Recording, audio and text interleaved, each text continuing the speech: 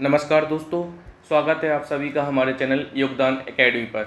जैसा कि आप सभी जानते हैं कि हमारी योगदान एकेडमी का एकमात्र ध्येय है कि आपकी सफलता में हमारा योगदान सुनिश्चित हो।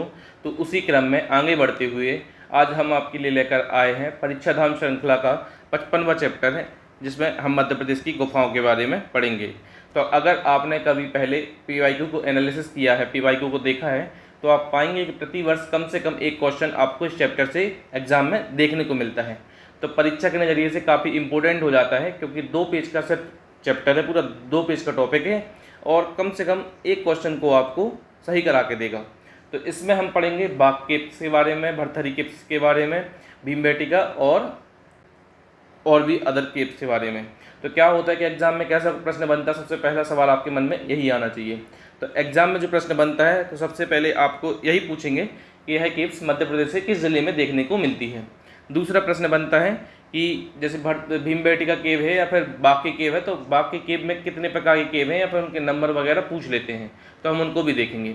तो जो केव्स या गुफाएं ज़्यादा फेमस हैं हम उनमें डिटेल्ड में पढ़ेंगे और बाकी नाम बस पढ़ के जिला पढ़ के निकल जाएंगे, क्योंकि एग्ज़ाम के नज़रिए से हम यही करेंगे और इससे ही आपका प्रश्न बन जाएगा। इसकी 99% गारंटी है। तो चलिए चलते हैं, मार्च की केव्स को पूरा करते हैं। तो धर्मराजेश्वर की केव आपको कहाँ देखने मिलती है? मंदसौर में। भरथरी केव, राजा भरथरी ने कहाँ पे शासन किया? उज्जैन में शासन किया है, इसलिए इनकी केव्स कहाँ से देखने मिलती है? उज्जैन में। बाघ केव कहाँ पे देखने मिलती है? धार में। और यहाँ पे लोहानी केव भी देखने को मिलती है। सारूमारू की केव जो है आपको देखने मिलती है सीहोर में। और यहीं पास में पान गुड़ारिया करके एक अभिलेख है, स्तूप है, किसका है? मौर्य सम्राट अशोक के टाइम का है, मौर्यन डायनेस्टी का। ठीक है, कौन सा? पान गुड़ारिया का स्तूप, तो वो भी सीहोर में देखने को मिलता है। और सारूमारू केव भी जो बुद्ध धर्म से संबंधित है वह भी आपको सीहोर में देखने मिलती है। फिर शंकराचार्य कहाँ से संबंधित है मध्य प्रदेश में? तो खंडवा में। तो शंकराचार्य केव कहाँ मिलती है? खंडवा में देखने मिलती है। और काजल रानी की गुफाएं भी आपको खंडवा में देखने मिलती हैं। फिर आती है आदमगढ़ की गुफा और पांडा गुफा, दोनों नर्मदापुरम में मिलती है। इन्होंने होशंगाबाद किया है, इसको काट के नर्मदापुरम कर लीजिएगा क्योंकि नाम चेंज हो गया है। ठीक है, तो पांडा गुफा और आदमगढ़ की गुफा कहाँ मिलती है? नर्मदापुरम में। फिर अनूपपुर में क्या मिलता है? सिलेहरा की गुफा मिलती है। सिंगरौली में मारा गुफा मिलती है। मारा, तो सिंह मारा से याद कर लो आप, सिंगरौली में मारा गुफा। अब आपको याद रखना है भीमबेटका और मृगेंद्रनाथ की गुफा कहाँ पर मिलती है? तो रायसेन में मिलती है। और जो भीमबेटका है सबसे बड़ा गुफा समूह है मध्य प्रदेश का, ये याद रखना है। उदयगिरी केव कहाँ मिलती है? विदिशा में मिलती है। और बिलौआ की गुफा कहाँ मिलती है? ग्वालियर में। तो हम चलते हैं, ये तो मैप में हो गया, बाकी अब नीचे डिटेल एक्सप्लेनेशन देखेंगे। तो बाघ की गुफाएं कहाँ पे मिलती हैं? धार जिले में मिलती हैं। 9 में से 5 गुफाएं सुरक्षित बची हैं आज के समय में। ठीक है, और ये हैं कब की? तो 5वीं से 7वीं शताब्दी की है, जो कि बौद्धकालीन गुफाएं हैं। ठीक है, अब इनकी खोज किसने की थी? डोंगरफील्ड ने इसकी खोज की थी। कब? 1818 में। इसको याद रखेंगे। अब यहाँ पे जो 5 गुफाएं हैं, तो पहली हम याद रखेंगे, तो कैसे करेंगे? गृह पांडव हाथी मना रंग पाठशाला। गृह पांडव हाथी मना, इसको 3-4 बार आप बोल लेंगे तो आपको इजीली याद हो जाएगा। गृह पांडव हाथी मना, गृह गुफा, पांडव गुफा, हाथी खाना, फिर रंग महल और पाठशाला। तो ये 5 गुफाएं हैं। तो गृह पांडव हाथी मना रंग पाठशाला। ठीक है, अब देखो क्या होता है, गृह में कुछ नहीं है, पांडव में क्या होता है? सबसे विस्तृत है। तो पांडव का जो साम्राज्य था विस्तृत हो गया था कि नहीं हो गया था? हाथी में क्या? हाथी में 7 सज्जा मिलती है, सजा देते हैं ना हाथी को। रंग महल में क्या होता है? सबसे बड़ी है। और पाठशाला में क्या होता है? प्रवचन और सभाएं होती हैं। तो आपको याद रखना है। तो गृह पांडव हाथी मना रंग पाठशाला। तो आपसे पूछ लिया जाएगा कि जो गृह पांडव हाथी मना किस गुफा से संबंधित है, तो आपको बताना पड़ेगा कि बाघ की गुफाओं से संबंधित है।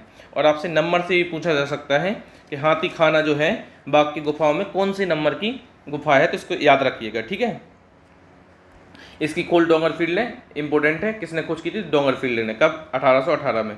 अब इसके बाद चलते हैं भीमबेटका पे। तो लोकप्रिय है कहाँ पे? रायसेन में है। और विष्णु वाकरकर ने खोज करी थी। कब करी थी? 1957 में। और सबसे बड़ा गुफा समूह है मध्य प्रदेश का। और पुरापाषाण काल के इसमें साक्ष्य मिलते हैं। तो भीमबेटका में यही इंपॉर्टेंट है। खोज किसने की थी? विष्णु वाकरकर ने। कब करी थी खोज? 1957 में। ठीक है, और यूनेस्को साइट है, यूनेस्को साइट भी है, ये भी याद रखिएगा। 2003 में इसको यूनेस्को में शामिल किया गया था। कब शामिल किया गया था? 2003 में यूनेस्को में इसको शामिल किया गया था। तो याद रखना है, ठीक है, भीमबेटका को। फिर आती है उदयगिरी केव। उदयगिरी केव कहाँ मिलती है आपको देखने, विदिशा में। जैन व हिंदू धर्म से संबंधित है। यहाँ पे 20 गुफा हैं, तो पहली गुफा और 20वीं गुफा जो है जैन धर्म से संबंधित है, और 5वीं गुफा में बराह अवतार की विशाल प्रतिमा है। तो आपसे पूछा जा सकता है कि उदयगिरी गुफाओं में जो 5वें नंबर की गुफा है उसमें क्यों प्रसिद्ध है, किस लिए प्रसिद्ध है? तो उसमें विष्णु का अवतार है, भगवान विष्णु का अवतार है। कौन सा अवतार है? बराह अवतार है, ठीक है। फिर आती है मारा केव, मारा या माड़ा, ठीक है, सिंह मारा, तो सिंह मारा से याद रख लो, सिंगरौली माड़ा। तो कहाँ पे है? माड़ा तहसील में है सिंगरौली की। 7वीं 8वीं शताब्दी की है। यहाँ पे विवाह माड़ा, गणेश, शंकर, जल नालिया और रावण माड़ा है, ठीक है। तो देखो ऐसे याद हो जाएगा कई सारे। ये देखो शंकर का पुत्र गणेश, और भक्त कौन है शंकर भगवान का? बहुत बड़ा भक्त रावण। तो ये 3 तो हमें याद हो जाएंगी, ठीक है। फिर शंकर जी की विवाह के बारे में ऐसे प्रसिद्ध से रहते थोड़े, तो विवाह और जल नालिया भी याद रखिएगा। तो माड़ा केव में 5 जो गुफाओं का समूह है उनमें 5 दिखने मिलती है, विवाह, गणेश, शंकर और रावण और जल नालिया, ठीक है। कहाँ पे है? सिंगरौली में है। फिर आती पहाड़गंज के। पहाड़गंज आपको कहाँ देखने मिलते हैं? मुरैना में मिलता है। कौन सी नदी के बैंक पे? तो आसन नदी के बैंक पे।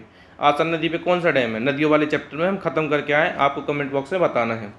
प्राग ऐतिहासिक काल की इसकी चित्रकला है, और 1979 में इसको खोजा गया था।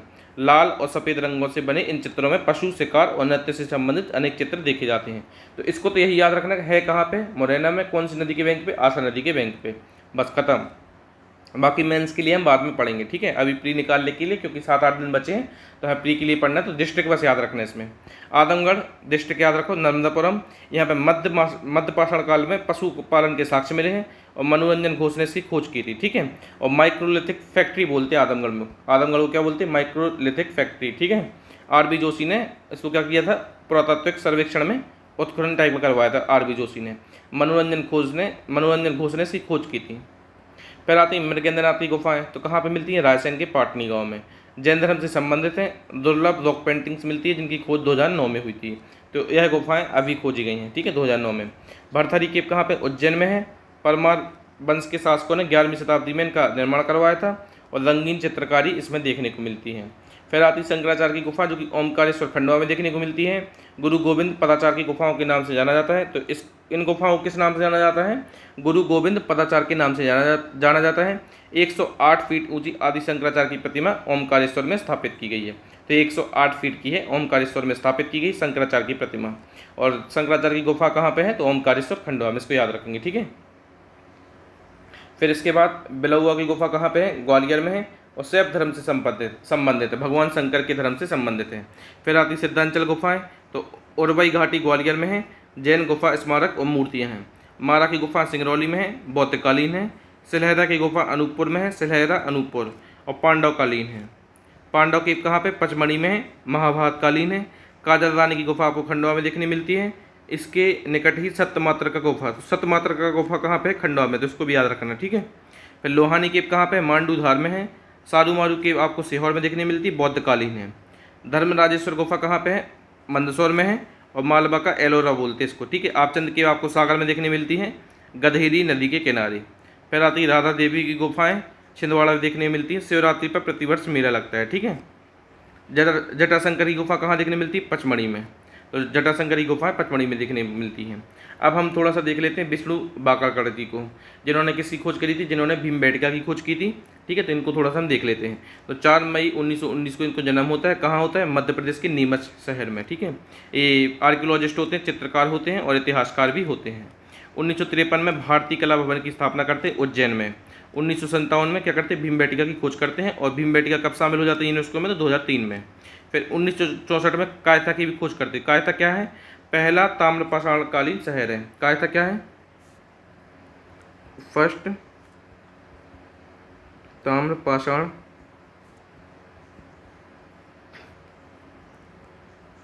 कालीन शहर है, ठीक है। तो पुरातत्व स्थल की खोज करते हैं।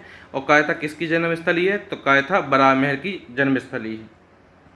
फिर इसके बाद सरस्वती नदी के प्राचीन मार्ग का प्रमाण प्रस्तुत किया था किसने?